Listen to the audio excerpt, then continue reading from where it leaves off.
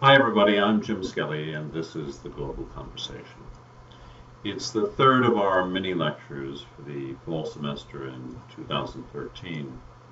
And it's been 2 weeks since I posted a mini lecture, not least because we've been very, very busy with actually a lot of events that have been correlated with what we're doing here in the Global Conversation. So I'm going to try and bring you up to date. So we may spend a bit more than the usual 15 minutes in talking about issues. I mentioned Richard Alley's presentation. He's been a leading scientist involved in the Intergovernmental Panel on Climate Change that the United Nations sponsors, and is, among other things, very well known for his work on glaciers and the fact that they are indeed retreating for the most part. Only about 4 out of the 500 that have been watched have grown in size, while the rest have not. At any rate, I'll try to post his PowerPoint presentation during the next couple of hours. So hopefully by the time you see this message, you'll have some sense of what's going on there.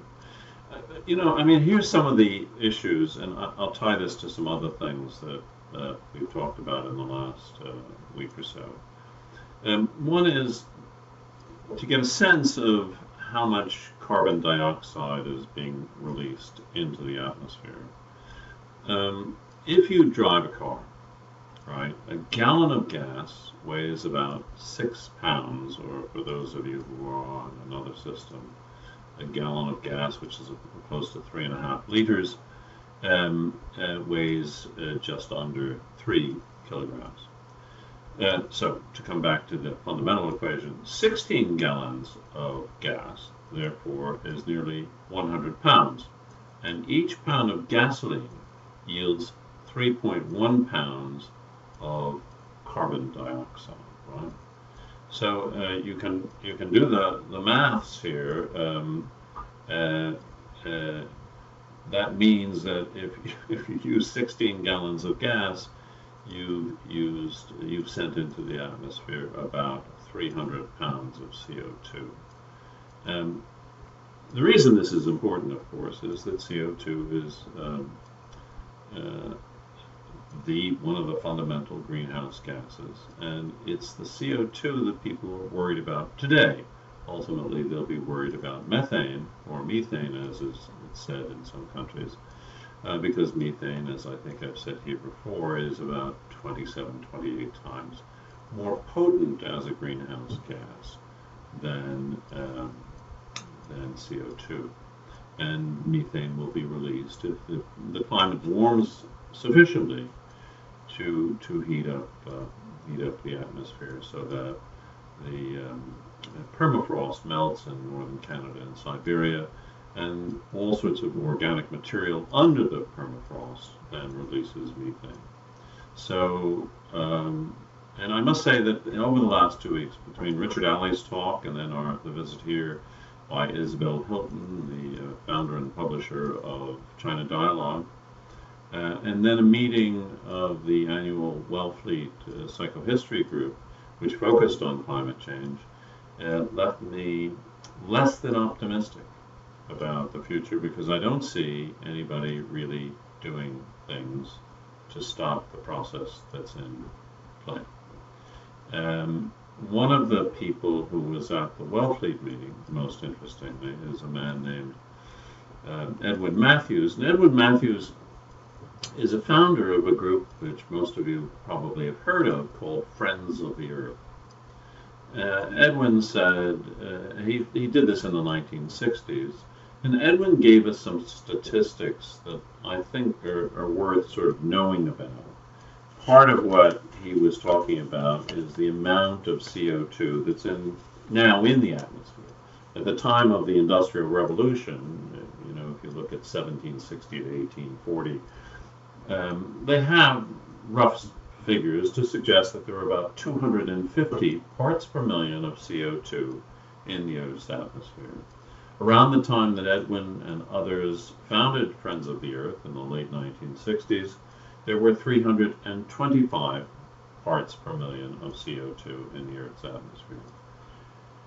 The consensus has been among scientists that in order to limit the warming to 2 degrees centigrade above the 1990 standard, and that's 3.8 degrees Fahrenheit, we need to limit the parts per million to 350.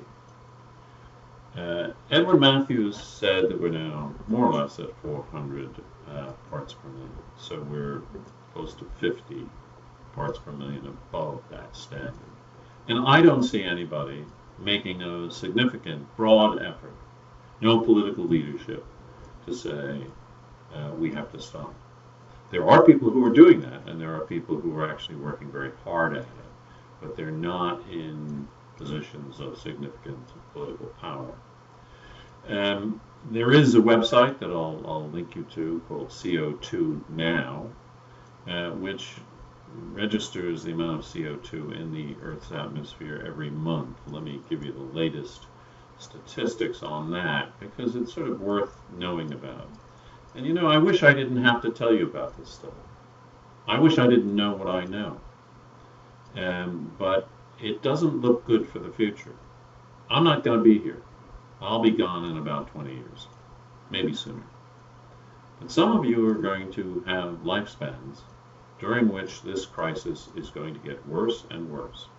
And as I've said before, I think we're not really programmed mentally to take into account what's happening at the planetary level, but we better start doing it. So the CO2 now is 300, the readings, and they've been doing these readings out of the Mauna Loa Observatory, done by the Scripps Institution of Oceanography, which is at the University of California, San Diego. They've been doing it since September of 1958, and they tracked from 1958 to 2013 and what's happening. So in 1958, it was about 300 and looks like about 314 parts per million of CO2 in the Earth's atmosphere. Right now, they're saying it's 393.31. A year ago, it was 391.14. And in September 2011, 389.00. I'll send you the link to this website. Edwin Matthews, who, as I've said, has been studying this for well over 40 years, says that he thinks we've got about 11 years, maybe a few more, to get this issue sorted. The problem is, I don't think anyone has really been dealing with it. Not in a major way, as I've said before. So we're really facing into some difficult challenges. On the way to the meeting in Massachusetts, I listened to Nathaniel Rich's new novel. There's a genre of fiction now developing called climate fiction, or CLI-FI, for those of you who like to speak in acronyms. And Nathaniel Rich's book is titled The Odds Against Tomorrow. And what he builds the story around is a hurricane that hits New York City straight on and floods it and brings everything to a halt. It's quite an extraordinary story, and left me again really trying to think broadly about what we're facing into. Interestingly, my son from Denmark was over here this past weekend in the United States, and we went, I picked him up at the airport, and we went out to Long Island, where I grew up. And I grew up maybe about half a mile from the sea. And at the end of my street was a bay called the Great South Bay, and it is protected. It's on the southern shore of Long Island, and it's protected by a barrier beach of sand dunes called Fire Island. And Fire Island is 5 miles across this bay. It's not a very deep bay, I must say. But what you could see is you could see the damage to the coast. The beach where I used to swim no longer exists. Houses that were right on the seacoast, damaged or about to be damaged. They've lost everything. They're trying to build up, desperately trying to build up some sort of barrier. There's one house I looked at and I thought, why is all that furniture where it is? The furniture was all stacked up. You could see through the window. The furniture was all stacked up on the, not on the ground floor, but on the next floor up, right? You could see it. And then if you look closely, you could see that the ground floor had been flooded, and one of the outbuildings, I suppose a garage or something like that, had been blown apart basically by the sea. More and more you're going to see this. The little beach houses where I used to swim, a friend had a beach house, those tiny beach houses. All of those are about to go, and it's probably not a good place to buy seafront property, that's for sure. So we'd better start paying serious attention to all of this. There are people who are prepared to act, and more seem to be so. A recent poll showed that about 75% of people were, 75,000 people were prepared to engage in civil disobedience around these issues. And some of it, if you look at the Mary Robinson Foundation for Climate Justice, there's an increasing feeling that we have to actually try to ban the use of carbon-based fuels. We need to stop taking it out of the earth and using it. And we've got to work very rapidly at this and come up with alternative sources of energy. They're there, I have to say, and one of the other climate fiction books by Ian McEwan, I must say a wonderful read, is called Solar. And, you know, there should be enough energy for all of us if we just use the energy that comes to the earth from the sun. But we are invested in carbon-based fuels. And carbon-based companies, like, shall we say, the big oil company ExxonMobil, has actually stopped investing in alternative fuels. Ron McMahon, a longtime colleague and friend of mine, who's an energy expert, says they've given up all their investments in these areas. Their business is coal and oil, and they're going to stick with it, right? And so we want to really think about this. Let me see if I can give you a couple of other things. I talked a bit at this conference in Massachusetts about ecocide, and I think all of you should start to look at this. There's a campaign that originated in the United Kingdom called Eradicating Ecocide, and to make it the fifth crime, the fifth international crime against peace. There have been efforts at this ever since the World War II, when genocide and other crimes became international crimes against peace. But it has picked up a great deal of support recently as we face into difficult circumstances for the future. And you know, this is going to get probably worse and worse. There are some positive signs, and you should be aware of them. There is France, for example, has banned, and it's been upheld by the French Supreme Court, no fracking in France. All right, this is this process by which you break through rocks. It would take thousands of years if this happened naturally, but break through rocks to get at the minuscule amounts of oil and other carbon-based forms in the rocks. And this is called fracking. It's actually shorthand for fracturing. But these are actually one of the areas that are of great concern, and it's a great concern even here in Pennsylvania, where there is fracking going on. We're going to be doing a little bit more work around that in the future. So, what else can you do? Well, you might look, if you're at a particular college or university, you might look at where are the investments going, right? Colleges, universities, parents, others, anybody you know who's got a pension, they invest in some sort of fund. Are they investing in companies like ExxonMobil? Are they actually helping to support companies like that? Harvard's got there's a big campaign on many university campuses in the United States to divest, essentially, from have the college divest from investing in companies that are supporting in their own way, indirectly perhaps, but nonetheless are supporting the heating of the Earth's atmosphere, and that has to stop. So you might want to look at the divestment issues as well. Let me come back to the course for a minute.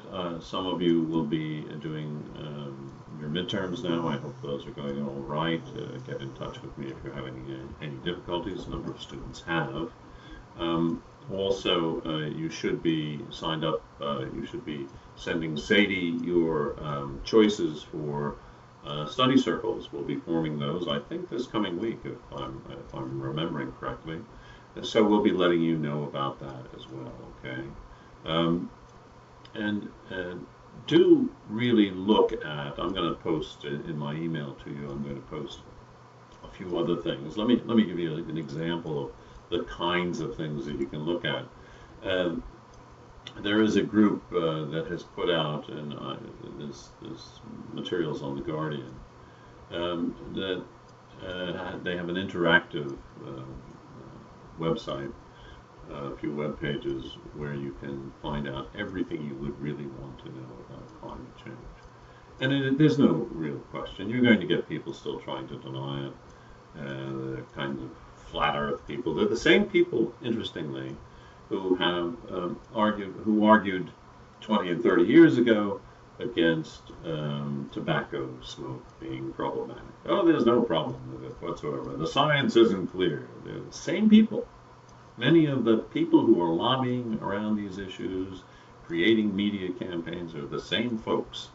They denied that smoking cigarettes had any negative effects on health, and now they're doing the same thing around climate change. And trust me, if climate change continues, if it gets as bad as some people think it can get, it's going to be, we're going to want to smoke cigarettes. We're going to want to go back to smoking cigarettes, because the future won't look good at all. Let's see what else here we've got. A couple of things. Also, some material on our individual carbon footprints. We'll ask you to do an exercise on that just shortly after midterm, the next couple of weeks. But you know, the average carbon footprint in the United States is much higher than anywhere else. It's over 5 times as high as that in China. It's 28 times higher than that in Bangladesh. And you have to wonder if, as some people predict, the Earth's population is going to decline by the end of this century. You have to wonder what kinds of folks are going to survive. Are they people who are going to depend on automobiles? Or are they going to be people who manage to live without a lot of the enhancements of our existence in rich countries? Also, you might take a look at, I will send you something else on what you can do. Carbon tools, essentially, from a group called Small World Consulting, who are actually trying to help local groups deal with their carbon footprint, small companies, and also cities, etc. How do you calculate how much carbon you're using, and what you might do about it? Okay. At any rate, stay in touch and keep up course discussions. We like to see those, and stay engaged. There's really no way out of what we're facing, so I hope you all stay fundamentally engaged. Bye for now.